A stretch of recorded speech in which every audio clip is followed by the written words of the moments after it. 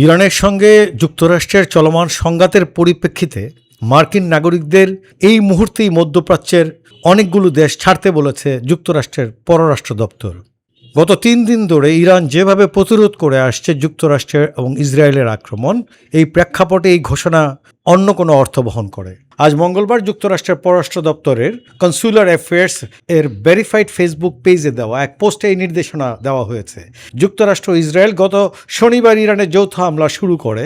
সেদিন ইরানের রাজধানী তেহরানে চালানো হামলায় দেশটির সর্বোচ্চ নেতা আয়াতুল্লাহ আলী খামেনি সহ বেশ কয়েকজন শীর্ষস্থানীয় কর্মকর্তা নিহত হন। জবাবে ইসরায়েলে পাল্টা হামলা শুরু করে ইরান। পাশাপাশি তারা মধ্যপ্রাচ্যের বিভিন্ন দেশে মার্কিন ঘাঁটিসহ বিভিন্ন স্থানে হামলা চালিয়ে যাচ্ছে।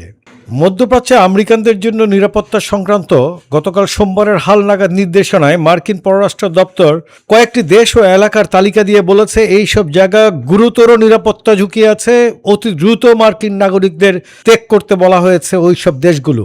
তালিকার উল্লেখিত দেশ ও এলাকাগুলো হলো বাহরাইন, মিশর, ইরান, ইরাক, ইসরায়েল, পশ্চিম তীর ও গাজা, ফিলিস্তিন, জর্ডান, কুয়েত, লেবানন, ওমান, কাতার, সৌদি আরব, সিরিয়া, সংযুক্ত আরব আমিরাত ও ইয়েমেন। মার্কিন পররাষ্ট্র দপ্তর বলেছে উল্লেখিত দেশগুলোই গুরুতর নিরাপত্তা ঝুঁকিতে আছে, তাই যেভাবে সম্ভব যাই পাওয়া যায় এমন বাণিজ্যিক পরিবহন ব্যবহার করে মার্কিন নাগরিকদের এখনই এইসব দেশ ত্যাগ করার জন্য বলা হচ্ছে।